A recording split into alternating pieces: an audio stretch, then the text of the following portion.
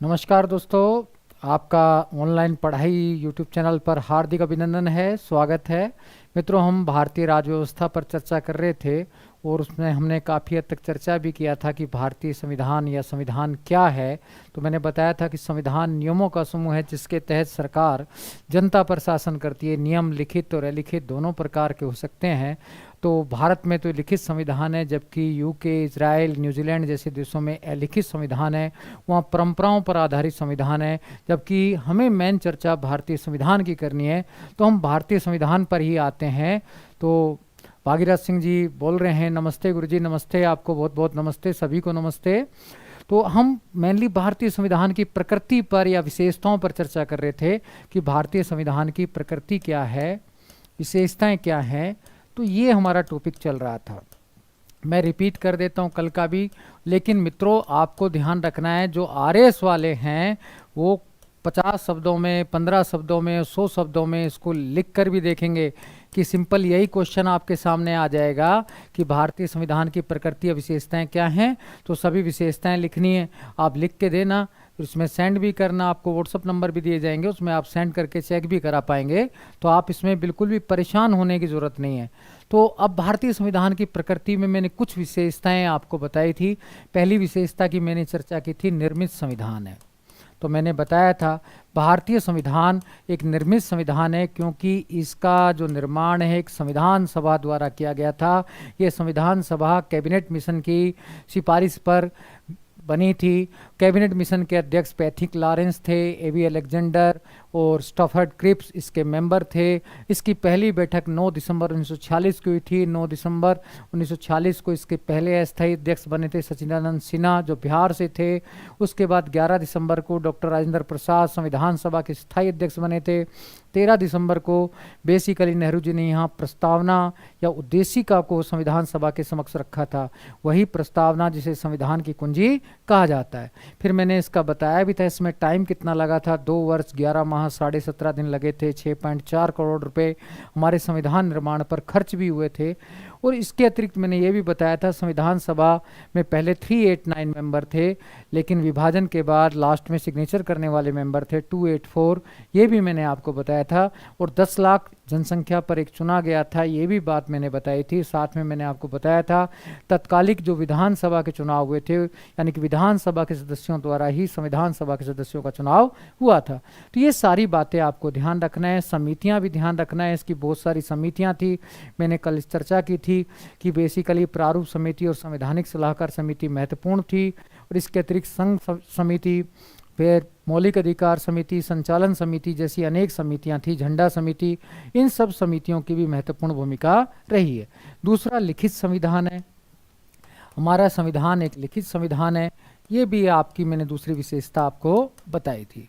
लिखित संविधान में मैंने बताया था आपको कि बेसिकली हमारे संविधान में 22 भाग, 395 अनुच्छेद और 12 अनुसूचियां हैं। पहले अनुसूचियां मूल रूप से 8 ही थी, लेकिन बाद में 4 अनुसूचियां जोड़ी गई, तो टोटल आज 12 अनुसूचियां हैं। ये भी आपको ध्यान रखना है। इन अनुसूचियों पर भी एक क्लास लगाई जाएगी, तो आप इसमें परेशान नहीं होना। तो कुशलगढ़ बांसवाड़ा से लोकेंद्र कुमार चौहान जी बोल रहे हैं, स्वागत है, वेलकम सबके। तो ये बेसिकली लिखित संविधान भी दूसरी विशेषता ध्यान में रखनी है। अब तीसरी विशेषता आपको जो है वो आपको ध्यान में रखनी है। तो तीसरी विशेषता मैंने बताया था प्रभाव। भारतीय संविधान पर किस किस का प्रभाव पड़ा, तो प्रभाव भी हमने चर्चा की थी काफ़ी हद तक। तो मैंने बताया था प्रभाव 2 प्रकार का पड़ा, आंतरिक और बाह्य। आंतरिक प्रभाव में देखते हैं तो हम नेहरू रिपोर्ट 1928, ये जिससे हमने मौलिक अधिकार काफ़ी हद तक प्रभावित हैं, इससे केंद्र शक्तिशाली रहेगा, ये भी इसी से प्रभावित हैं। दूसरा जो है 1935 का अधिनियम। 1935 का अधिनियम का विशेष प्रभाव पड़ा था। कहते भी हैं 1935 के अधिनियम के बाद अगला कदम स्वतंत्रता ही था, इसलिए 1947 का अधिनियम ही आया और हमें स्वतंत्रता ही प्राप्त हुई। क्योंकि 1919 के अधिनियम में डायरकी सिस्टम आया। डायरकी सिस्टम में बेसिकली जो है कि राज्यों में के अपना डायरकी सिस्टम लागू किया गया। 1935 के अधिनियम में केंद्र में डायरकी सिस्टम लागू किया गया और राज्यों को स्वायत्ता दी गई। अब अगला कदम 47 में उठना ही था कि केंद्र को स्वायत्ता। तो बेसिकली ये कई बार ये भी क्वेश्चन आ जाता है लिखा हुआ कि 1935 के अधिनियम का अगला कदम स्वतंत्रता ही थी, स्वतंत्रता ही होगा, इसका अगला कदम कुछ बनता भी नहीं है। तो ये बेसिकली ध्यान रखना है। तो 1935 के अधिनियम का भी बहुत प्रभाव पड़ा। फिर बाह्य प्रभाव भी बहुत अधिक पड़े, बाह्य प्रभाव का भी हमें चर्चा करना है। बाह्य प्रभाव यूं महत्वपूर्ण है क्योंकि बाह्य प्रभाव का जो अध्ययन किया था वो बेसिकली हमारे यहाँ जो समिति थी, संवैधानिक सलाहकार समिति, तो वो जाती थी विभिन्न देशों में, वहाँ का अध्ययन करके, वहाँ का पूरा गहन अध्ययन करके फिर एक रिपोर्ट बनाती थी, वो प्रारूप समिति को देती थी। प्रारूप समिति बेसिकली फिर उसके आधार पर पूरा प्रारूप बनाकर संविधान सभा में रखती थी। तो मैंने बताया था कि यूएसए से मौलिक अधिकार और उपराष्ट्रपति का जो पद है वो यूएसए से प्रभावित है। यूके से संसदीय शासन प्रणाली, संसदीय प्रक्रिया, संसदीय विशेषाधिकार जैसे एलिमेंट जो प्रभावित है। आयरलैंड से डीपीएसपी, 12 सदस्यों का मनोनयन और ये राष्ट्रपति निर्वाचन, ये सब आयरलैंड से प्रभावित है। इसके अलावा अफ्रीका से संविधान संशोधन की प्रक्रिया प्रभावित है। जर्मनी से आपात उपबंध प्रभावित हैं। ऑस्ट्रेलिया से समवर्ती सूची प्रभावित है। इस प्रकार से विभिन्न देशों के संविधानों का प्रभाव भी भारत पर पड़ा। तो ये भी आपको ध्यान में रखना है। तो ये सारी बातें मैंने आपको बताई थी। इसके बाद मैंने फिर अगली विशेषता आपको बताई थी। अगली विशेषता भी आपको पता रहनी चाहिए कि बेसिकली क्या, कि जो विशेषता थी कि हमारा संविधान कठोर है या लचीला है। संविधान संशोधन की प्रकृति कैसी है, कठोर है या लचीली है। तो मैंने कहा कि हमारा संविधान ना तो कठोर है ना लचीला है, बल्कि मध्यम प्रकृति का है। दोनों का समन्वय इसमें है। तो दोनों का समन्वय किया गया। गुण यही रहता है कि सभी देशों के गुणों को जोड़ दे। अमेरिका के संविधान को कठोर कहते हैं क्योंकि ये विशेष बहुमत से परिवर्तित होता है, जबकि जो ब्रिटेन का संविधान है दुनिया का सबसे लचीला संविधान माना जाता है क्योंकि इसके सारा परिवर्तन सामान्य बहुमत से हो जाता है। तो ये बातें तो आपको क्लियर होनी चाहिए कि बेसिकली यूके का सबसे लचीला है, अमेरिका का सबसे कठोर है और भारत का दोनों का मिश्रण है। तो मित्रों थोड़ा सा कंपैरेटिव याद करेंगे को कई बार यूएस से, ब्रिटेन से थोड़ा कंपैरिजन भी आ जाता है, तो कंपैरिजन भी ध्यान रखना है। तो शशि सैनी जी बोल रहे हैं गुड इवनिंग, गुड इवनिंग। साथ में सुनीता राज जी बोल रही हैं नमस्ते सर, नमस्ते। सभी लोगों को जोड़ते रहो, आप इसको शेयर भी करो, तभी तो ये सारा आगे बढ़ पाएगा। मैं तो आज दूसरी क्लास ले रहा हूँ, फिर आपके साथ कंटिन्यू जुड़ा रहूँ। तो आप थोड़ा सा ध्यान रखें, जो भी दिक्कत आती है वो भी आप पूछ सकते हैं, पूछना भी ज़रूरी है। आप क्वेश्चन भी पूछिए साथ में। नमस्ते तो सबको है, गुड इवनिंग सबको है, लेकिन कुछ क्वेश्चन समझ नहीं आ रहा तो आप वो भी पूछें, मेरी आपसे रिक्वेस्ट है। तो वो भी ध्यान रखना है। का सारा सिलेबस यूट्यूब पर कराओगे, बिल्कुल सारी चीज़ें होंगी राम निवास जी, आप परेशान ना होइए, आपको सारी चीज़ें अवेलेबल कराएंगे। तो ये तो ध्यान रखना है, यूएसए का सबसे कठोर संविधान है, ब्रिटेन का सबसे लचीला है और भारत का मध्यम प्रकृति का है। क्योंकि हमारे यहाँ कुछ प्रावधान तो कठोर हैं जो विशेष बहुमत से होते हैं, जैसे मैंने कहा 7वीं अनुसूची है, कार्यपालिका शक्ति का विस्तार है, विधायिका का विस्तार है, केंद्र राज्य संबंध हैं, ये सर्वोच्च न्यायालय के क्षेत्राधिकार में परिवर्तन करना है या संविधान संशोधन प्रक्रिया में परिवर्तन करना है, केंद्र राज्य संबंध में परिवर्तन करना है। तो ये जो प्रावधान है इसके लिए हमें विशेष बहुमत की जरूरत होती है। विशेष बहुमत क्या होता है कि दोहरा बहुमत प्लस कुल संख्या का 50% +1, दोनों शर्तें कंप्लीट होनी चाहिए। ये बहुमत भी हम आगे बताएंगे, अभी बस आप इतना समझ लो। विशेष बहुमत का मतलब है कि उपस्थित का तो 2/3 और कुल संख्या का 50% +1, दोनों शर्तें कंप्लीट होनी चाहिए। सामान्य बहुमत का तो खाली है उपस्थित का जितने प्रेजेंट हैं उसी का 50% +1। तो ये आपको ध्यान में रखना है, कल भी हमने बताया था और आज भी बता रहे हैं। तो जबकि हमारे यहाँ बहुत सारे प्रावधान सामान्य बहुमत से परिवर्तित हो जाते हैं, जैसे भाग 1 में, भाग 2 में परिवर्तन करना है सामान्य बहुमत से करो, 5वीं 6ठी अनुसूची में परिवर्तन करना है सामान्य बहुमत से करो।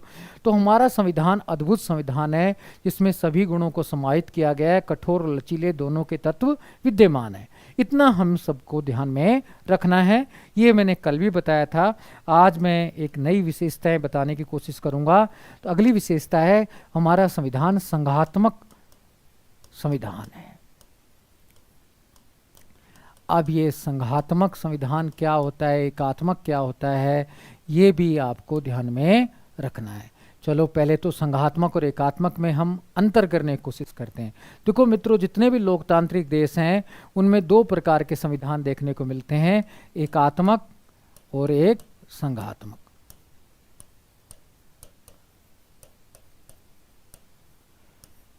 एकात्मक शासन में सारी शक्तियां केंद्र सरकार में निहित रहती हैं। केंद्र सरकार में सारी शक्तियां निहित रहती हैं।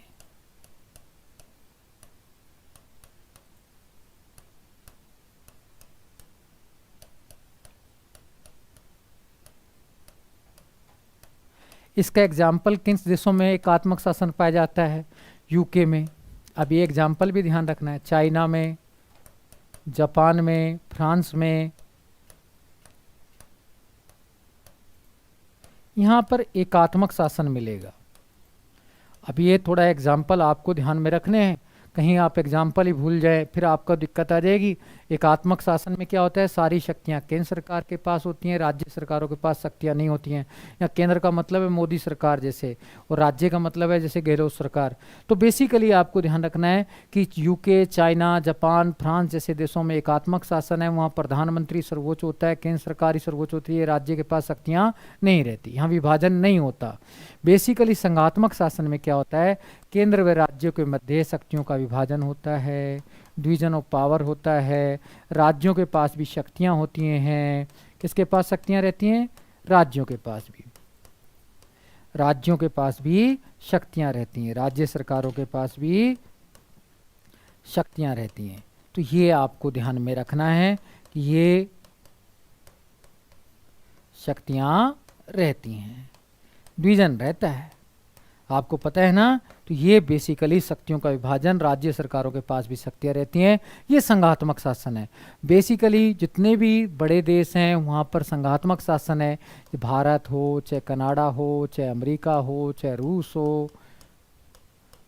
हो, अमेरिका हो, स्विट्जरलैंड हो, तो ये थोड़ा सा ध्यान रहना चाहिए कि भाई इन देशों में संघात्मक शासन है। तो भारत का तो है ही है, कनाडा, रूस, अमेरिका में भी संघात्मक शासन है। तो ये आपको पता रहना चाहिए, संघात्मक शासन में ऐसा होता है। और भारतीय संविधान कैसा है? संघात्मक है, यानी कि हमारे यहाँ संविधान में ही केंद्र राज्य के मध्य शक्तियों का विभाजन किया गया है। आपने अगर संविधान पढ़ा है तो भाग 11, 12, 13 में स्पष्ट रूप से केंद्र राज्य के मध्य शक्तियों का विभाजन किया गया है। विधायी, कार्यपालिका शक्तियों का विभाजन भाग 11 में है, भाग 12 में वित्तीय शक्तियों का केंद्र राज्य के मध्य विभाजन है, जबकि जो व्यापार वाणिज्य संबंधी शक्तियों का विभाजन है वो भाग 13 में किया गया है। तो बेसिकली भारतीय संविधान एक संघात्मक संविधान है। अब ये संघात्मक संविधान तो है, संघात्मक संविधान भी कई प्रकार के होते हैं। कहीं तो मैं आपको ये भी बता देता हूँ कि भाई किस तरीके से हम इसको करें। दीपक कुमार जी बोल रहे हैं, good evening sir. Good evening सबको, गुड इवनिंग। खुशी जी को भी गुड इवनिंग। तो आप इसको जुड़ते रहिए तो अच्छे से सारे काम होंगे। शशि सैनी जी, ओके सर जी, वेरी गुड वेरी गुड। सबको ये समझ तो आ रहा है ना कि संघात्मक शासन में क्या होता है, शक्तियों का विभाजन होता है, केंद्र राज्य के मध्य शक्तियों का विभाजन होता है। भारत, कनाडा, रूस, अमेरिका, स्विट्जरलैंड, इनमें संघात्मक शासन ही है। तो हमारे यहाँ संविधान भी कैसा है? संघात्मक। अब ये संघात्मक संविधान भी, शासन भी कई प्रकार का होता है। मैं वो सारे प्रकार भी थोड़े थोड़े आपको बता दूंगा कि बेसिकली हमारे यहाँ क्या लिखना है, किस प्रकार का संघात्मक है। चलिए उस पर भी थोड़ा चर्चा हम कर लेते हैं।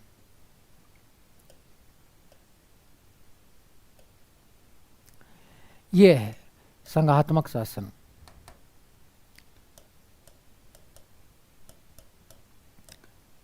अब आप पेन कॉपी करके थोड़ा लिखने की कोशिश भी करना। संघात्मक शासन क्या होता है या संघात्मक संविधान क्या होता है, इसकी मेनली 4 विशेषताएं होती हैं। सबसे पहला तो यहाँ पर लिखित संविधान पाया जाता है। भारतीय संविधान एक लिखित संविधान है।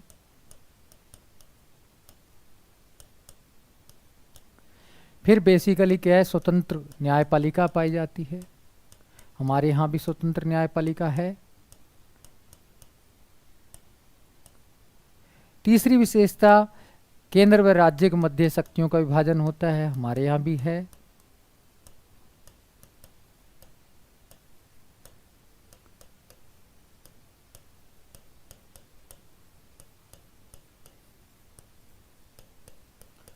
चौथी विशेषता देखें तो उस सदन में राज्य का प्रतिनिधित्व रहता है। उस सदन का मतलब है राज्यसभा। राज्यसभा में राज्यों का प्रतिनिधित्व होता है। मैं RS लिख रहा हूं, राज्यसभा को राज्यों का प्रतिनिधित्व होता है। अब हम आपको ये देखना है कि भारत में चारों चीजें हैं कि नहीं है, तभी तो संघात्मक है। भारत का संविधान लिखित है, बिल्कुल लिखित है। हमारे न्यायपालिका स्वतंत्र है, स्वतंत्र है। केंद्र राज्य के झगड़ों की सुनवाई भी करती है। तो तीसरा, केंद्र राज्य के मध्य शक्तियों के विभाजन है। मैंने कहा ना कि बेसिकली संविधान के भाग 11, 12, 13 में शक्तियों का विभाजन किया गया है। उस सदन राज्यसभा में राज्यों का प्रतिनिधित्व है, बिल्कुल है। राजस्थान से 10 सीटें हैं, आपको पता है। उड़ीसा से भी 10 सीटें हैं, ये सारी जानकारी है आपको। पंजाब से 7 हैं, बेसिकली असम से भी 7 हैं, ये भी ध्यान रखना है। केरल से 9 हैं, तो वो आगे हम बताएंगे। लेकिन आपको इतना ध्यान रखना है कि उस सदन में राज्यसभा में राज्यों का प्रतिनिधित्व है। तो ये चारों विशेषताएं जहां पाई जाएंगी वो संघात्मक शासन। तो भारत संघात्मक शासन तो है। अब संघात्मक शासन भी कई प्रकार का होता है। एक है परंपरागत संघात्मक शासन, संघात्मक संविधान।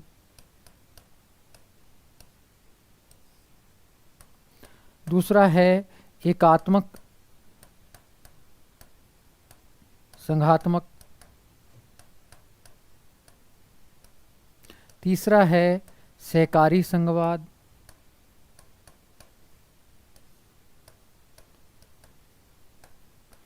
चौथा है, वो भी हम देखें, समुदायवादी संघवाद।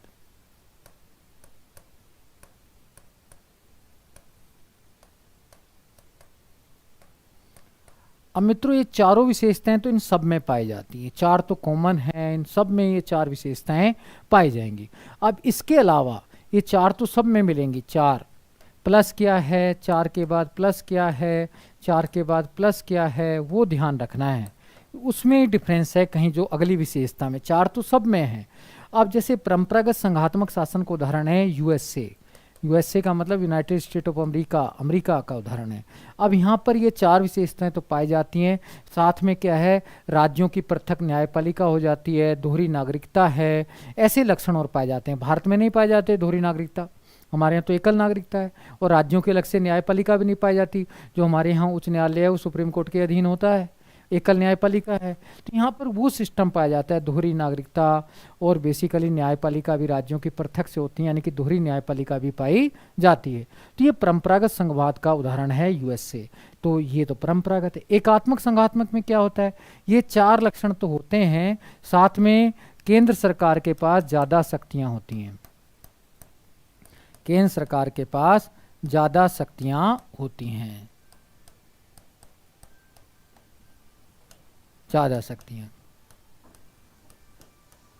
बेसिकली देखा जाए तो हमारे यहाँ केंद्र के पास ज्यादा शक्तियां हैं। ये चार लक्षण हैं, तो हमारा संविधान जो है वो एकात्मक संघात्मक है। तो ये ध्यान रखना है। तो भारतीय संविधान कैसा है, ऐसा। अब ये तो भारतीय संविधान का लक्षण आ गया। अब आपसे कोई पूछे भारतीय संविधान की प्रकृति कैसी है, कौन से संघात्मक प्रकार की है, तो लिखेंगे एकात्मक संघात्मक है। भारतीय संविधान कैसा है, एकात्मक संघात्मक। अगला और सुन लीजिए, सहकारी संघवाद क्या है। सहकारी संघवाद में चार लक्षण ये तो मिलेंगे, साथ में इसमें सहयोग की भावना होती है। केंद्र राज्य मिलजुल कर कार्य करते हैं, विभाजन की भावना नहीं होती है। सहयोगी संस्थाएं ज़्यादा से ज़्यादा स्थापित होते हैं।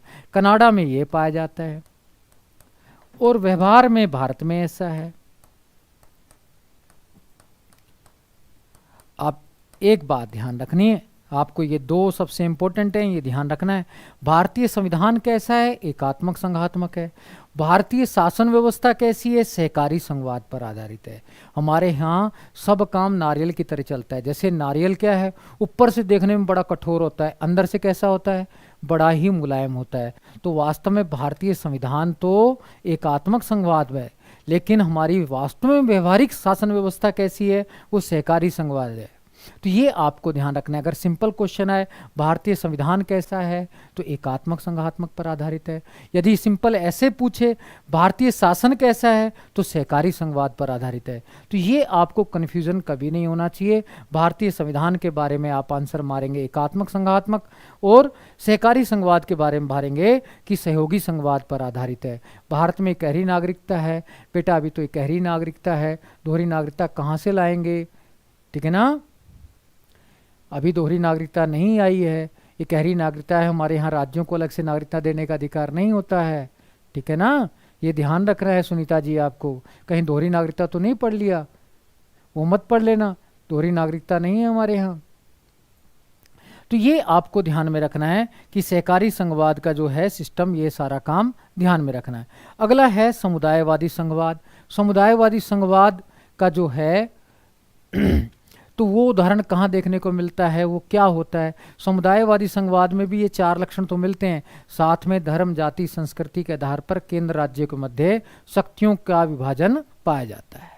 तो ये भी आपको ध्यान में रखना है। तो समुदायवादी संघवाद का उदाहरण लेबनान में देखने को मिलता है। अगर आप 9th-10th की एनसीईआरटी पढ़ेंगे तो उसमें उदाहरण भी मिलेंगे, लेबनान, बेल्जियम। तो आप एनसीईआरटी भी देखेंगे, उसमें भी आपको ये पूरा एग्जाम्पल मिलेगा कि बेल्जियम में 1993 में समुदायवादी संघवाद की स्थापना हुई। तो ये सारी चीज़ें आपको पता रहना चाहिए। ऊपर से कठोर, अंदर से मुलायम, बिल्कुल सही है। तो आप अच्छा बोल रहे हैं।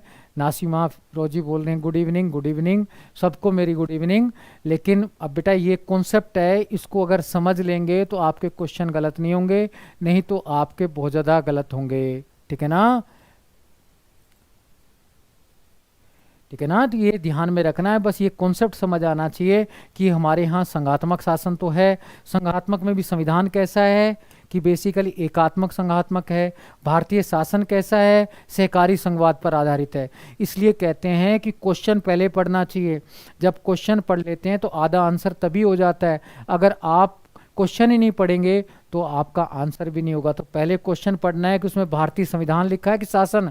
अगर भारतीय संविधान लिखा है तो आंसर क्या मारेंगे, एकात्मक संघात्मक, और भारतीय शासन लिखा है तो क्या मारेंगे, सहकारी संघवाद। तो ये आपको ध्यान रखना है। समुदाय में क्या है, समुदायवादी संघवाद में क्या होता है, ये 4 लक्षण तो मिलते हैं, साथ में केंद्र राज्य में जो शक्तियों का विभाजन है वो धर्म, जाति, संस्कृति के आधार पर कर दिया जाता है। जैसे लेबनान में ईसाई और मुसलमान रहते हैं, तो बेसिकली कितनी सीटें लोकसभा में, वहाँ की लोकसभा और राज्यसभा में, उस सदन और निम्न सदन में किसकी रहेंगी, ये आरक्षण कर दिया जाता है बिल्कुल फिक्स रूप से। इसी प्रकार से किसका प्रधानमंत्री रहेगा, किसका राष्ट्रपति रहेगा, ये भी पहले से निश्चित कर दिया जाता है। तो समुदायवादी जो संघवाद रहता है वहाँ धर्म, जाति, संस्कृति के आधार पर शक्तियों का विभाजन कर दिया जाता है। ये आपको ध्यान में रखना है, ठीक है सुनीता जी, समझ आ गया। समुदायवादी संघवाद में क्या होता है, धर्म, जाति, संस्कृति के आधार पर शक्तियों का विभाजन किया जाता है। बेल्जियम में भी 93 से यही था, वहाँ भी फ्रेंच और डच 2 मूल समुदाय के लोग रहते हैं, कुछ फ्रेंच भाषा बोलते हैं, कुछ डच भाषा बोलते हैं। वहाँ की जनसंख्या का विभाजन ऐसे ही होता है, तो उस प्रकार से वहाँ शक्तियों का बांट दिया गया। ये पद इस समुदाय के लिए होगा, ये पद इस समुदाय के लिए। इससे झगड़े नहीं होते हैं बार बार, और सांप्रदायिकता की समस्या का निदान हो जाता है। सकारात्मक है, बहुसंस्कृतिवाद कहते हैं। बहुसंस्कृतिवाद यही रहता है कि बेसिकली सबका विभाजन इस तरीके से कर दिया जाता है। तो वो एक पॉलिटिकल साइंस का विषय है, वैसे भी करंट में भी आता है बहुसंस्कृतिवाद, कि भाई सभी संस्कृतियों को सम्मान देना है, सभी का प्रतिनिधित्व होना चाहिए। तो उसी पर आधारित कहीं ना कहीं है। तो ये आपको पूरा कॉन्सेप्ट समझ आना चाहिए। मेरे हिसाब से समझ आ गया होगा कि कई बार ऐसे भी मिलान करने के लिए आ जाता है, परंपरागत संघात्मक के सामने लिख दिया, एकात्मक संघवाद के सामने लिख दिया। सहकारी संघवाद में भारतीय शासन और कनाडा में पूरा सहकारी संघवाद है और भारतीय शासन ऐसा है। समुदायवादी संघवाद के मैंने एग्जाम्पल बता दिए। तो ये क्वेश्चन किसी भी प्रकार का है तो आप क्वेश्चन तो खुद ही बनाइए। अब टीचर के भरोसे, क्वेश्चन के भरोसे नहीं बैठना चाहिए। आप लोगों की क्लास भी बड़ी है, कोई बोलता है हम एसआई की तैयारी कर रहे हैं, आरएस की तैयारी कर रहे हैं, तो इतना बड़े में तो खुद ही तैयारी कर लेनी चाहिए, खुद ही क्वेश्चन बनाओ ना। ये 4 एक तरफ रखो, 4 एक तरफ रखो, सोचो। संघात्मक शासन की विशेषताओं वाला भी क्वेश्चन बन जाएगा। तो आप खुद ही ऐसा बेसिकली करो तो तभी आपका सारा काम हो जाएगा। तो बिल्कुल अच्छा है। तो आपको ये पूरा कॉन्सेप्ट मेरे हिसाब से समझ आया होगा। नहीं आए तो फिर दोबारा मुझसे पूछ लेना, इसमें शर्माने की क्या जरूरत है। जो चीज़ नहीं आती है उसको बार बार पूछना चाहिए, ठीक है ना। अब हम आगे चलते हैं, अगली विशेषता पर आते हैं। वो भी संविधान की अगली विशेषता पर भी हम ध्यान रखते हैं। अगली विशेषता है संसदीय शासन प्रणाली है। अब इसमें भी मैं थोड़ा सा आपका कन्फ्यूज़न रहेगा ना, तो वो दूर करने की कोशिश करूँगा, तो आप गड़बड़ नहीं करना। देखिए बेसिकली कि 2 प्रकार की शासन प्रणाली पाई जाती है, संसदीय और अध्यक्षात्मक। जैसे लोकतांत्रिक देश हैं, अब मैं थोड़ा चार्ट बना रहा हूँ, थोड़ा सा ढंग से कोशिश करना समझने की। लोकतंत्र में 2 प्रकार की शासन व्यवस्थाएं हैं। एकात्मक और संघात्मक मैंने अभी आपको बताया, एकात्मक भी और संघात्मक भी। एकात्मक में सारी शक्तियां केंद्र के पास रखती हैं, ये केंद्र शक्तिशाली है यहाँ।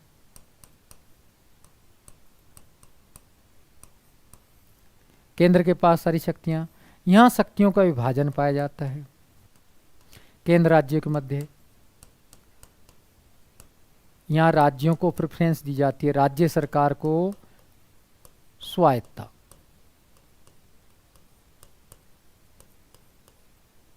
स्वतंत्रता या स्वायत्तता मिलती है संघात्मक शासन में। अब ये कॉन्सेप्ट तो आपको याद रहना चाहिए। अब ये एकात्मक शासन भी दो प्रकार का हो सकता है, अध्यक्षात्मक प्रेसिडेंशियल रूल वाला या पार्लियामेंट्री सिस्टम वाला। ऐसे संघात्मक शासन भी दो प्रकार का हो सकता है, अध्यक्षात्मक और संसदीय वाला। अब आप कहेंगे अध्यक्षात्मक और संसदीय में किस तरीके से अंतर करें हम, तो ये तो आपको मैं अभी समझाता हूँ। सर नीचे लिखा हुआ स्पष्ट नज़र नहीं आ रहा। बेटा नीचे तो बहुत ज़्यादा लिखा नहीं है मैंने अभी, तो अब इतना ही लिखा है, तो आपको नज़र कैसे नहीं आ रहा, तो अब देखो आप, ठीक है ना। तो अब इसमें बेसिकली क्या होता है अध्यक्षात्मक में, संसदीयों में, यहाँ पर शक्ति पृथक्करण पाया जाता है। किसमें? अध्यक्षात्मक में। शक्ति पृथक्करण का मतलब है सेपरेशन ऑफ पावर। शक्ति विभाजन नहीं है, शक्ति पृथक्करण, सेपरेशन ऑफ पावर है। अब ये शब्दावली को ध्यान रखना, हिंदी मीडियम में कई टीचर भी गलती कर देते हैं। वो कहते हैं नहीं यहाँ शक्ति विभाजन पाया जाता है। शक्ति विभाजन नहीं है, शक्ति विभाजन का संबंध तो संघात्मक शासन से है और शक्ति पृथक्करण का संबंध अध्यक्षात्मक शासन से है। इसमें होता क्या है, सरकार के 3 अंग होते हैं। आप जानते हैं सरकार के 3 अंग कौन कौन से होते हैं? एक विधायिका, एक कार्यपालिका, विधायिका को मैं लेजिस्लेचर लिख रहा हूँ, कार्यपालिका को एग्जीक्यूटिव लिख रहा हूँ, और जुडिशरी। अगर ये तीनों स्वतंत्र रहते हैं, अलग अलग रहते हैं, और तो क्या है, अध्यक्षात्मक शासन है, जुड़े हुए नहीं रहते। यानी कि ये जो कार्यपालिका है विधायिका के प्रति उत्तरदायी नहीं रहती। जैसे यूएसए में राष्ट्रपति का कार्यकाल निश्चित रहता है, वो बेसिकली वहाँ का जो कार्यपालिका का हेड है किसी भी तरीके से विधायिका के प्रति उत्तरदायी नहीं रहता। उसका चुनाव भी डायरेक्ट होता है आम जनता द्वारा, वो 4 वर्ष के लिए निर्वाचित हो जाता है, उसे कहीं ना कहीं संसद में बहुमत लेने की जरूरत नहीं है। जबकि संसदीय शासन प्रणाली में क्या होता है ये भी मैं बता देता हूँ।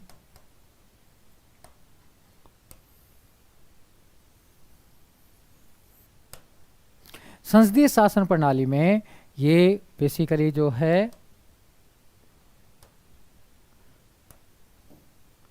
ये बेसिकली जो है विधायिका है, ये कार्यपालिका है और ये न्यायपालिका है। यहाँ बेसिकली विधायिका और कार्यपालिका आपस में जुड़ी रहती हैं। यानी कि जो कार्यपालिका रहती है विधायिका के पार्ट रहती है। जैसे भारत में है जो मंत्री रहते हैं वो बेसिकली संसद के सदस्य रहते हैं। तो यहाँ पर ओवरलैपिंग पाई जाती है, किसमें? संसदीय शासन प्रणाली में। तो संसदीय शासन प्रणाली में विधायिका और कार्यपालिका जुड़ी रहती हैं। ये कार्यपालिका विधायिका के प्रति निरंतर उत्तरदायी रहती है। तो ये मेन जो है विधायिका और कार्यपालिका में शासन प्रणाली में, संसदीय शासन प्रणाली में और अध्यक्षात्मक में अंतर है। अध्यक्षात्मक में विधायिका कार्यपालिका अलग अलग रहती हैं, स्वतंत्र रहती हैं, जबकि संसदीय शासन प्रणाली में जो कार्यपालिका रहती है वो विधायिका के प्रति निरंतर उत्तरदायी रहती है।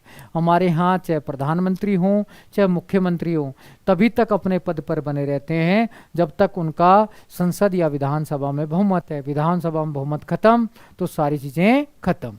तो बेसिकली ये ध्यान रखना, तो आपको सारी चीज़ें क्लियर हो जाएंगी, तो सारे काम आपके क्लियर हो जाएंगे। तो ये थोड़ा ध्यान रखना है। तो आपको ये सारी चीज़ें क्लियर हो जाएंगी तो आपको सारी समस्याएं भी क्लियर हो जाएंगी। तो संसदीय शासन प्रणाली है भारत में, और संसदीय शासन प्रणाली को आधारभूत ढांचा भी घोषित किया गया था। तो ये आपको पता रहना चाहिए।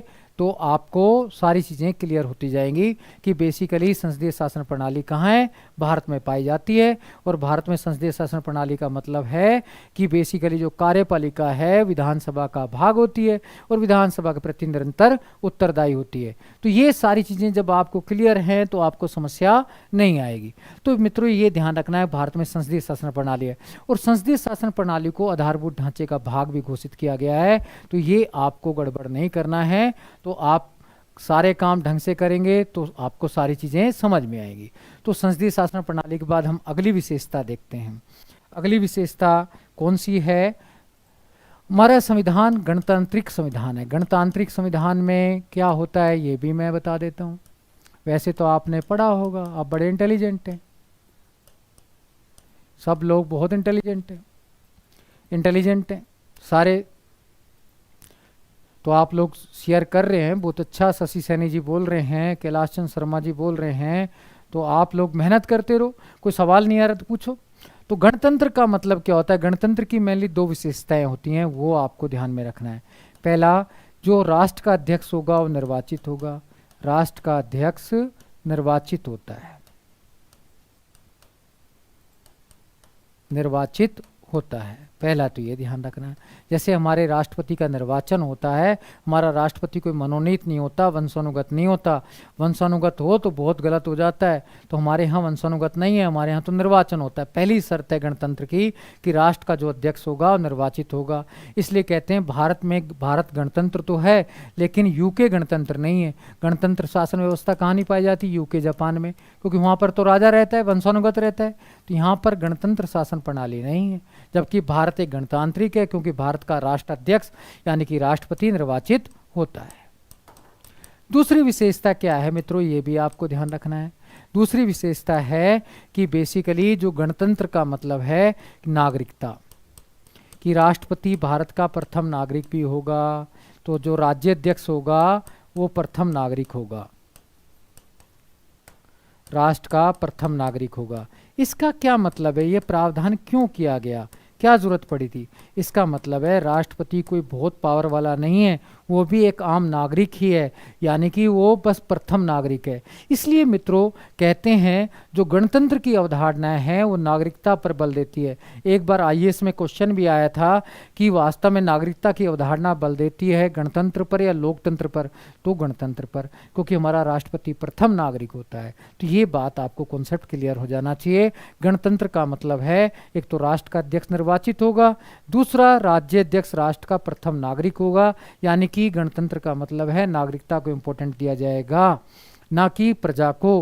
प्रजा की अवधारणा नहीं चलती, प्रजा की अवधारणा राजतंत्र में चलती है। और हमारे यहाँ एक विशेष प्रकार का लोकतंत्र है, गणतांत्रिक लोकतंत्र है। तो ये बात भी आपको क्लियर हो जानी चाहिए, इसमें बिल्कुल भी आपको परेशान होने की जरूरत नहीं है। तो गणतंत्र का मतलब समझ आ गया दो बातें, एक तो राष्ट्र का अध्यक्ष निर्वाचित होगा, दूसरा जो हमारा राज्याध्यक्ष होगा वो प्रथम नागरिक होगा, यानी कि इसमें नागरिकता की अवधारणा पर बल दिया जाएगा।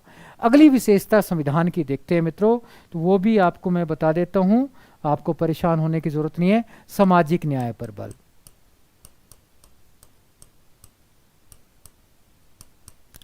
अब ये तीन न्याय हैं, तीनों न्याय वैसे ध्यान रखने चाहिए, लेकिन सबसे इंपॉर्टेंट सामाजिक न्याय है। अगर प्रस्तावना पढ़ेंगे तो उसमें लिख रखा है सामाजिक, आर्थिक, राजनीतिक न्याय। तो बेसिकली ये तीनों को ध्यान में रखना है। महादेव जी का लाडला बोल रहे हैं, good evening sir, good evening. Shashi Saini ji बोल रहे हैं प्रेसिडेंट, सुनीता राज जी बिल्कुल सही बोल रहे हैं। तो सामाजिक न्याय का मित्रों अर्थ और समझना है। सामाजिक न्याय का मतलब क्या होता है, जल्दी से आप में से कोई बताएगा? जय श्री राम जी, अक्षय गौर जी बिल्कुल सही है, भगवान का नाम ले रहे हैं आप, बहुत अच्छी बात है। तो जय श्री राम करते रहो। तो सामाजिक न्याय का मतलब क्या है? देखो मित्रों, सामाजिक न्याय का मतलब सीधा सा है पिछड़े वर्गों का उत्थान। हमारा देश का संविधान अद्भुत संविधान है जिसमें पिछड़े वर्गों के उत्थान पर बल दिया जाता है। तो बेसिकली हमारे यहाँ जो गरीब तबका है उसके उत्थान पर विशेष बल दिया गया है, इसलिए हमारे यहाँ आरक्षण पाया जाता है, नौकरियों में आरक्षण पाया जाता है, चुनाव में आरक्षण पाया जाता है। आरक्षण हमारी संस्कृति का मूल ढांचा है। घर में भी मैंने कहा आरक्षण मिलता है। घर में माता पिता हमेशा कमज़ोर का साथ देते हैं, छोटे का साथ देते हैं, तो हमारा चाहे घर हो चाहे देश हो उसमें आरक्षण की भावना है। अब आरक्षण का विरोध आप लोग कहते हैं क्यों होना शुरू हुआ? आरक्षण का विरोध जब होता है जब क्या है कि दुर्भावना से आरक्षण दिया जाता है, सत्ता के लालच के लिए आरक्षण दिया जाता है, जब वोटिंग की राजनीति के लिए आरक्षण दिया जाता है तो आरक्षण का विरोध हो रहा है। वैसे आरक्षण मूल चीज अच्छी है। आरक्षण का अगर नैतिकता के आधार पर दिया जाए तो कहीं भी गलत नहीं है। तो सामाजिक न्याय यानी कि आरक्षण, पिछड़े वर्गों का उत्थान हमारे संविधान की मूल विशेषता है। इसको भी हम चेंज नहीं कर सकते। कोई कहते हैं आरक्षण को ख़त्म कर दो, ख़त्म नहीं होगा। अभी पिछड़े वर्गों को ईडब्ल्यूएस में भी आरक्षण दिया गया, राज्य सरकार को भी शक्तियां दी गई कि पिछड़े वर्ग घोषित करने का अधिकार है। तो सामाजिक न्याय भी हमारे संविधान की मूल विशेषता है, तो ये भी आपको ध्यान में रखना है। अब अगली विशेषता पर मित्रों आते हैं, तो वो भी आपको पता रहना चाहिए, समाजवाद। समाजवाद का लक्षण भी हमारे संविधान में पाया जाता है। समाजवाद का मतलब क्या है वो भी आपको ध्यान में रखना है। तो बेसिकली समाजवाद का मतलब क्या है, तो मैं सुप्रीम कोर्ट के शब्दों में बताता हूँ। सुप्रीम कोर्ट ने केस आया था FN बलसारा बनाम असम राज्य, इसमें बताने की कोशिश की थी कि समाजवाद का मतलब क्या है। तो सुप्रीम कोर्ट ने कहा था कि वास्तव में समाजवाद का मतलब अनुच्छेद 39B और C है। ये स्मॉल b है, स्मॉल c है। अगर आप अनुच्छेद पढ़ेंगे स्मॉल b और c 39 का तो आपको समाजवाद एकदम क्लियर हो जाएगा। तो मित्रों लेकिन याद रखना पड़ेगा, सर आरक्षण अब खत्म होना ही चाहिए। बेटा आरक्षण खत्म नहीं होना चाहिए, आरक्षण जो गलत तरीके से दिया जा रहा है वो खत्म होना चाहिए। आरक्षण तो बेटा घर में माता है, बहनें हैं, महिलाओं को आरक्षण कैसे खत्म करोगे, ठीक है ना। तो आरक्षण वित्तीय आधार पर ईडब्ल्यूएस में मिल रहा है ना, बिल्कुल सही है, आरक्षण मिलना चाहिए, लेकिन आरक्षण की प्रक्रिया स्वच्छ होनी चाहिए। छोटीलाल जी कह रहे हैं, छोटेमल जी, कि बिल्कुल आप सही कह रहे हैं चौथमल जी, की आरक्षण जो है उसकी प्रक्रिया एकदम निष्पक्ष होनी चाहिए। आरक्षण तो मिलना चाहिए, आरक्षण तो मूल है, लेकिन अब राजनीति नहीं होनी चाहिए आरक्षण पर, तो वो गलत हो जाता है।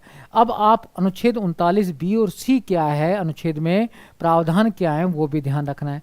तो समाजवाद का अर्थ किसने बताया? सुप्रीम कोर्ट ने बताया। क्या बताया? अनुच्छेद 39 और BC बताया।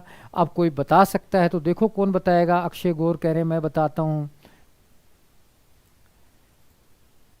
कि भाई बताओ कौन बताएगा। शशि सैनी जी बता रहे हैं, देखो कौन बता सकता है 39BC में क्या है।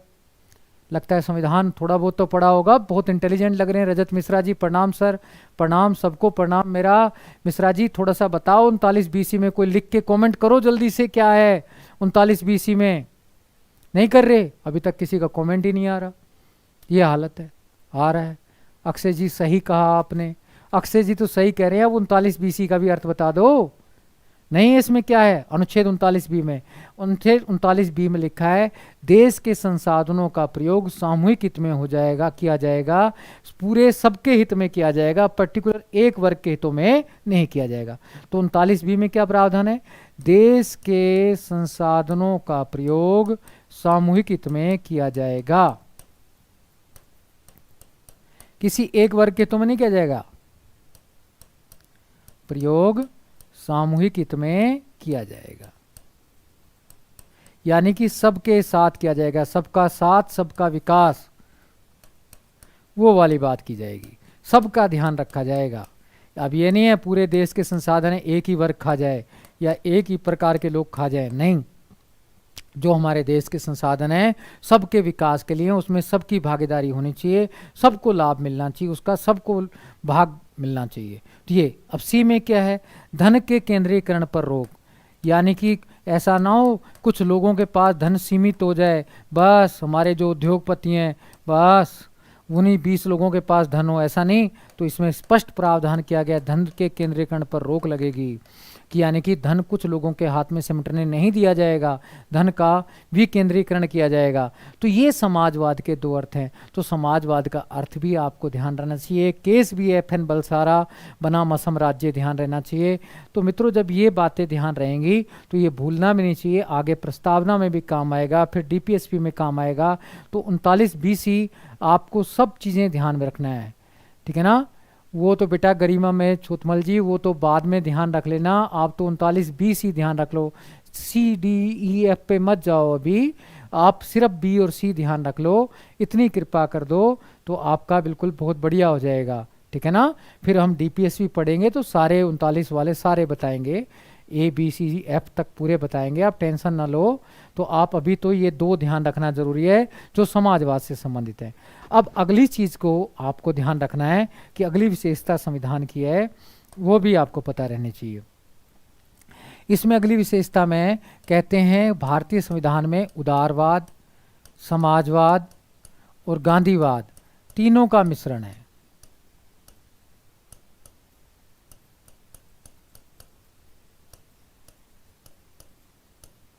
तीनों का मिश्रण है। उदारवाद एक विचारधारा है जिसे पूंजीवादी विचारधारा भी कहते हैं। ये बेसिकली योग्यता पर बल देती है, कहते हैं योग्य व्यक्ति को ही आगे बढ़ने का अधिकार है, इनका मेन टारगेट योग्यता को बढ़ावा देना है। समाजवाद है, ये बेसिकली समानता पर बल देती है, यानी कि आरक्षण की बात करती है, गरीबों के उत्थान की बात करेगी, गरीबों के उत्थान की बात करेगी।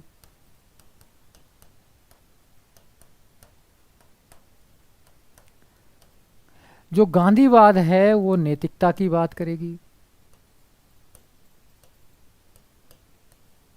गांधीवाद, हमारे संविधान में इन तीनों का समन्वय है, उदारवाद भी है, समाजवाद भी है और गांधीवाद भी है, यानी कि तीनों के अच्छे अच्छे गुण हैं, तीनों को हमारे संविधान में सम्मिलित किया गया है। यानी कि योग्यता पर भी ध्यान रखा गया है, आरक्षण पर भी ध्यान रखा गया है, साथ में हमने नैतिकता को भी अपनाया है। बिना नैतिकता के तो संविधान समझ ही नहीं आता। मित्रों, वास्तव में सबसे बड़ी चीज नैतिकता है। कोविड के काल में देखा है कि वास्तव में जो जितने भी अमीर थे, बहुत ज़्यादा पैसा पैसा करते थे, पैसा किसी काम नहीं आया। पैसा कोई बहुत बड़ी चीज़ भी नहीं होता। तो आपको नैतिकता को भी ध्यान में रखना है। सारे काम अगर नैतिकता के आधार पर हों तो समस्याओं का आधे से ज़्यादा तो वैसे ही निदान हो जाता है, लेकिन जैसे हम भौतिकता अपने ऊपर ओढ़ते हैं तो समस्याएं पैदा होना शुरू हो जाती हैं। तो ये सारी चीज़ें आपको पता रहनी चाहिए। तो ये सारा पता रहना चाहिए। रजत मिश्रा जी बोल रहे हैं, अक्षय गौर जी, अपूर्वा शर्मा जी, हेलो सर जी, हेलो हेलो, सबको नमस्ते, शशि सैनी जी को भी नमस्ते। तो ये सारी बातें आपको क्लियर होनी चाहिए। तो ये तो आपको पूरा संविधान की प्रकृति है। तो प्रकृति में मैंने बहुत सारी विशेषताएं आपको बताई।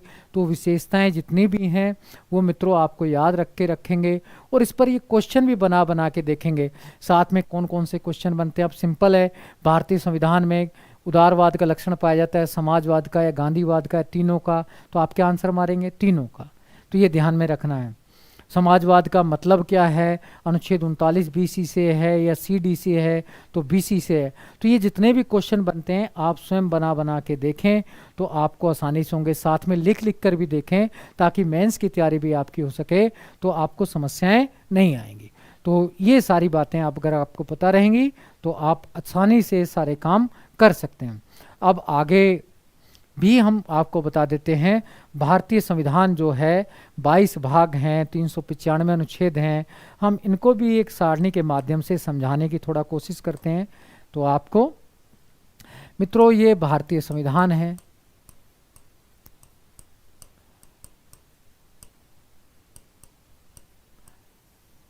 भारतीय संविधान में कितने भाग हैं? 22 भाग हैं, 395 अनुच्छेद हैं। हम कोशिश करते हैं इनको डिवाइड करने का, तो आसानी के साथ डिवाइड भी हो जाएं तो समस्या नहीं है। पहली बात, ये भारतीय संविधान है किसके लिए है? संघ राज्य क्षेत्र के लिए है। तो भाग 1 में संघ राज्य क्षेत्र का ही वर्णन है। इसमें अनुच्छेद है 1 से 4। भारत में जितने भी संघ राज्य क्षेत्र हैं उनका पूरा वर्णन है कि भाई कितने केंद्र शासित प्रदेश हैं, कितने राज्य हैं, उनका निर्माण कैसे होता है, सारा भाग 1 में है। तो अब इसको भी हम आगे डिटेल से पढ़ेंगे, लेकिन थोड़ा ध्यान रहना चाहिए, भाग 1 में संघ राज्य क्षेत्र की चर्चा की गई है। अब भाग 2 में क्या है, 3 में क्या है, वो ध्यान रखना है। लेकिन सबसे पहले मैंने बताई थी संविधान की डेफिनेशन। तो संविधान क्या बताया था मैंने? संविधान नियमों का समूह है जिसके माध्यम से सरकार जनता पर शासन करती है। तो एक तो सरकार यानी कि संविधान का मेन हिस्सा है, एक जनता। जनता का मतलब क्या होता है? नागरिकता से है। तो भाग 2 में नागरिकता है। सेकंड में भाग में क्या है संविधान के? नागरिकता। कहाँ से शुरू होगा? 5 अनुच्छेद से। 5 से 11 तक नागरिकता है, यह आपको ध्यान में रखना है। अनुच्छेद 5 से 11 तक क्या है? नागरिकता है। तो ये भी आपको पता रहना चाहिए, इसमें भी आपको गड़बड़ नहीं करना चाहिए। इसके बाद अब इन नागरिकों के पास क्या क्या रहते हैं? एक तो अधिकार रहते हैं, एक कर्तव्य रहते हैं। नागरिकों के पास क्या रहते हैं? दो ही चीजें रहती हैं, एक अधिकार, एक कर्तव्य।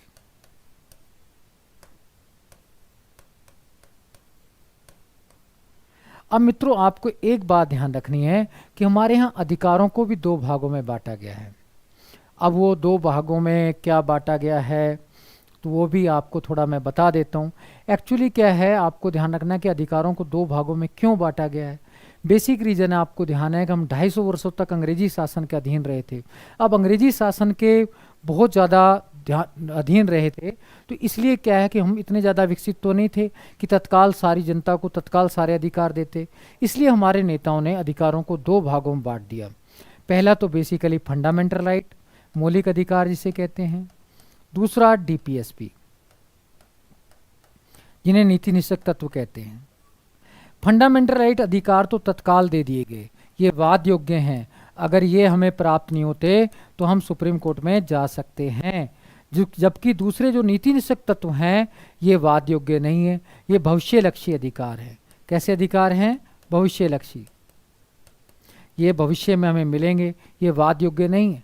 अब भाग 3 में तो फंडामेंटल राइट है, भाग 4 में डीपीएसपी हैं, तो ये भी आपको ध्यान रखना है। तो भाग 3 कहाँ से स्टार्ट होगा? 12 अनुच्छेद से। 12 से 35 तक मौलिक अधिकारों का वर्णन है। भाग 4 कहाँ से स्टार्ट होगा? 36 से। तो 36 से 51 तक डीपीएसपी है। तो मित्रों ये आपको और ध्यान रखना है कि हमारा जो देश है वो 250 वर्षों के अंग्रेजी शासन के बाद आज़ाद हुआ था। इसलिए हमारे संविधान निर्माताओं ने अधिकारों को 2 भागों में बांट दिया, एक मौलिक अधिकार, दूसरे डीपीएसपी निषेधक तत्व।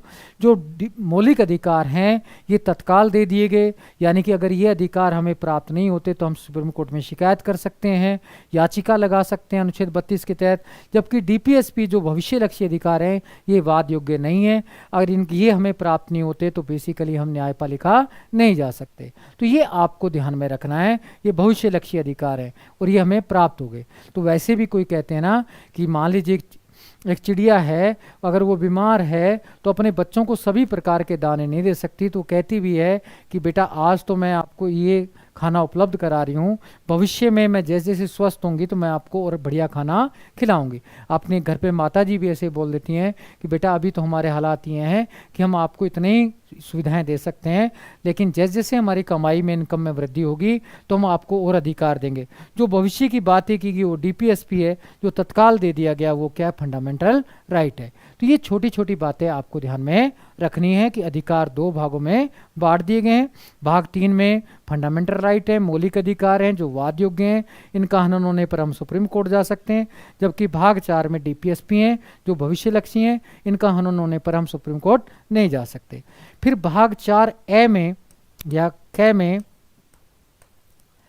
ये कर्तव्य दे रखे हैं। हमारे यहाँ 11 मौलिक कर्तव्य हैं, अनुच्छेद भी इसमें एक ही है, 51A।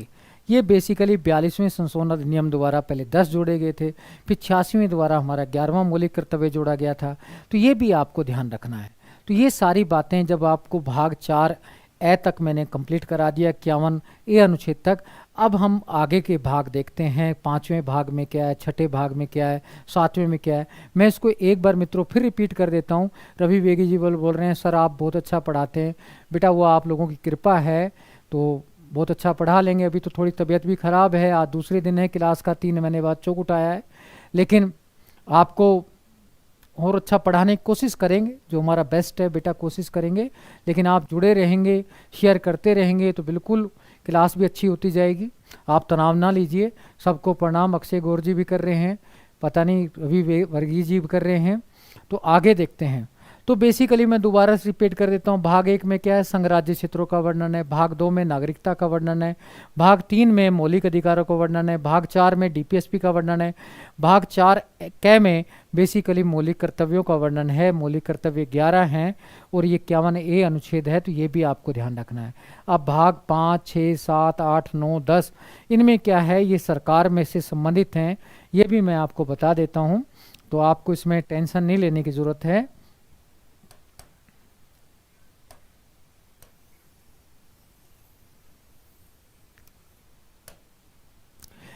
हमारे यहाँ सरकार के 3 तो मोटे मोटे रूप हैं, केंद्र सरकार, राज्य सरकार, स्थानीय सरकार। इसके बारे में तो आप सभी लोग जानते हैं।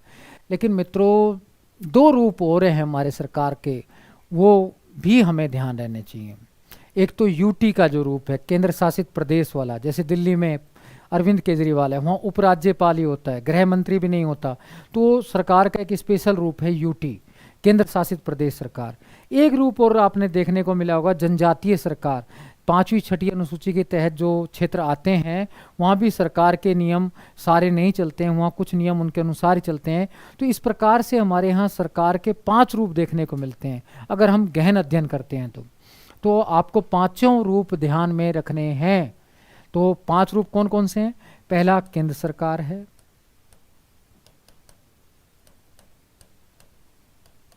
दूसरा राज्य सरकार है। अब ये मित्रों ध्यान में रखेंगे तो फिर आपको दिक्कत नहीं आएगी, नहीं तो फिर आप ऑनलाइन ही बनते रहेंगे। अभी या तो बातें करते रहो या इसमें लगातार जुड़ते रहो। तीसरा सरकार का रूप है यूटी सरकार। यूटी क्या होता है? केंद्र शासित प्रदेश वाली।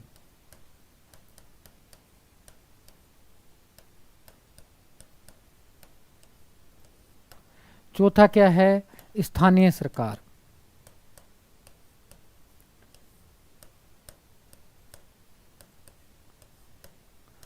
पांचवा कौन सा है? जनजातीय सरकार। जनजातीय क्षेत्रों में 5वीं 6ठी अनुसूची में जो पाई जाती है। ये सरकार के 5 रूप देखने को मिलते हैं। अब मित्रों मैंने 4 भाग तक आपको बता दिए थे। अब 5वां भाग है जो केंद्र सरकार से संबंधित है। अब बताओ जल्दी से, अनुच्छेद कहाँ से शुरू होंगे? 52 से, क्योंकि 51 फर्स्ट वाला तो मैंने बता दिया मौलिक कर्तव्य से संबंधित था। 52 से 151 तक केंद्र सरकार से संबंधित प्रावधान है। अब इसमें भी आगे विभाजन कर देंगे, लेकिन आप अभी इतना ही ध्यान रखो। भाग 6 में राज्य सरकार है। 6 में क्या है? राज्य सरकार। कहाँ से अनुच्छेद शुरू होंगे? 152 से 237 तक हैं। भाग 7वां जो है वो लैप्स हो चुका है। 7वें में क्या था कि हमारे पूरे पहले संघराज्य क्षेत्र को 4 भागों में बांटा था, ABCD, अगर आपको ध्यान हो तो। जैसे कहते हैं राजस्थान में बी वाला भाग आता था, राजस्थान पूरा, जबकि अजमेर जो केंद्र शासित प्रदेश था उसी भाग में आता था। राजस्थान जीके की किताब में भी लिखा हुआ है। तो बेसिकली जो ये है यूटी केंद्र शासित प्रदेश है, तो इसमें आपको ध्यान रखना चाहिए। जनजातीय गवर्नमेंट बेटा बेसिकली 5वीं 6ठी अनुसूची के तहत वहाँ विशेष प्रावधान होते हैं, वहाँ टीएसपी एरिया होता है। तो वो आपको पता लग जाएगा, असम मेघालय वाला। जैसे 5वीं 6ठी अनुसूची के बारे में तो ज्ञान भी आपका बढ़ जाएगा, तो वो आपको आगे और बताएंगे। अभी तो आप यहाँ ध्यान रखो जहाँ जनजातियों को टीएसपी वाला एरिया है। वैसे भी टीएसपी कॉलम में भी आता है, अगर आपने देखा होगा। 3rd ग्रेड के टीचर है उनको कहते हैं कि अभी टीएसपी वालों को यहाँ नहीं लाया जाएगा, तो आपको वैसे भी पता लग जाता है। टीचर जो वहाँ एक बार चला जाता है तो लंबे समय तक रखते भी हैं। तो बेसिकली क्या है, भाग 7वां लैप्स हो चुका है। भाग 7वें में क्या था? ये ABCD में भारतीय क्षेत्र को बांटा गया था, वो वाला था। इसे 7वें संशोधन अधिनियम द्वारा 1956 में लैप्स कर दिया गया था। आज ये खाली पड़ा है और इसमें एक ही अनुच्छेद था, 238 वाला। ये खाली पड़ा है अनुच्छेद। अगर आपके पास बैरेक्ट है तो ये बिल्कुल ब्लैंक पड़ा हुआ अनुच्छेद है। अब भाग 8 में क्या है? इसमें बेसिकली केंद्र शासित प्रदेश वाला भाग है। भाग 8 में केंद्र शासित प्रदेश की दिल्ली, पौंडीचेरी, इनकी चर्चा है। बेसिकली जितने भी हैं उनकी चर्चा की गई है। इसमें कौन से अनुच्छेद हैं? 239 से 242 तक हैं। भाग 9 में हमारी पंचायती राज और शहरी स्थानीय स्वशासन से संबंधित हैं। इसका भी काफ़ी मैं आगे विभाजन कर दूंगा। अभी तो आप ये ध्यान रखो, भाग 9 में पंचायती राज और शहरी स्थानीय स्वशासन है। शहरी स्थानीय स्वशासन है। इसमें एक ही अनुच्छेद है 243, एक ही अनुच्छेद है। इसमें सब पार्ट तो हैं, ए से लेकर जेड जी तक हैं, लेकिन उसकी चर्चा हम बाद में करेंगे। लेकिन आपको मोटा मोटा विभाजन तो आना चाहिए। भाग 10 में है वो जनजातीय प्रशासन से संबंधित है। इसमें भी एक ही अनुच्छेद है 244। तो ये मित्रों आपको ध्यान में रखना है कि कौन से अनुच्छेद किससे संबंधित हैं, ये भी मोटा मोटा आपको जानकारी हो जानी चाहिए। नहीं तो फिर आपको बड़ी दिक्कत आ जाएगी। शशि सैनी जी पता नहीं क्या क्या बोल रहे हैं, 7 संघ हैं, वो तो ठीक है, लेकिन आप जो है इसको ध्यान रख लो। संघ राज्य तो मैं बता दूंगा, पूरे आपको एक एक करके बताऊंगा भाग 1 में, तो उसके लिए आप टेंशन ना लो। पहले मोटा मोटा ज्ञान प्राप्त कर लीजिए मित्रों, फिर आपको गहन अध्ययन भी करेंगे। लेकिन जब बेसिक ही पता नहीं है, फिर आप केंद्र सरकार से संबंधित अनुच्छेद ही पता नहीं है, कौन सा भाग है पता नहीं है, फिर आपको बहुत ज़्यादा परेशानी आ जाएगी। तो दोबारा से सुन लीजिए, केंद्र सरकार भाग 5 में है, 52 से 151 तक है। भाग 6 में राज्य सरकार है, ये 152 से 237 तक है। भाग 7वां लैप्स हो चुका है और इसमें एक ही अनुच्छेद है था 238 जो आज खाली पड़ा हुआ है। भाग 8 में यूटी केंद्र शासित प्रदेश है, इसमें बेसिकली क्या है 239 से 242 हैं। इसके अलावा स्थानीय सरकार है, पंचायती राज और शहरी स्थानीय स्वशासन, नगर निगम, नगर पालिका वगैरह, इसमें भी एक ही अनुच्छेद है 243। और 243 में भी बहुत सारे सब पार्ट है, ए बी सी डी, वो भी हम चर्चा करेंगे। फिर जनजातीय सरकार भाग 10 में है, इसमें एक ही अनुच्छेद है 244। तो मित्रों कल ये तो याद रखना, फिर भाग 11, 12, 13, 14 जो 22 भाग तक है मैं धीरे धीरे वो भी बताऊंगा। फिर हम इनकी गहन चर्चा भी करेंगे। लेकिन आपको मोटी मोटी जानकारी तो हो, तो आप अगर पढ़ के आएंगे तभी तो कुछ होगा। और आपसे सबसे निवेदन है वर्गीय जी और बाकी मित्रों कि आप लोग पढ़ते रहें और देखते रहें और इसमें शेयर करते रहें, क्लास को कंटिन्यू ज्वाइन करते रहें, तो कुछ फिर आगे हम और डिटेल में बताएंगे। लेकिन समझ तभी आएगा जब आप पढ़ेंगे। 5 मिनट देखा और 5 मिनट भाग गए तो आपको फिर काम नहीं चलेगा आपका। तो इसी के साथ आज तो मैं आपसे विदाई चाहता हूँ। फिर कल हम फिर 5 बजे मिलेंगे। तो मेरा आपसे उम्मीद करता हूँ कि कल आप इसको याद करके आएंगे। तो मैं आगे के भाग बताऊँगा, ये भी भाग बताऊँगा, आगे के बताऊँगा। फिर हम सीधा प्रस्तावना से कंटिन्यू स्टार्ट करेंगे, पढ़ाई करने का कोशिश करेंगे। तो ठीक है मित्रों, धन्यवाद। जय हिंद, जय भारत।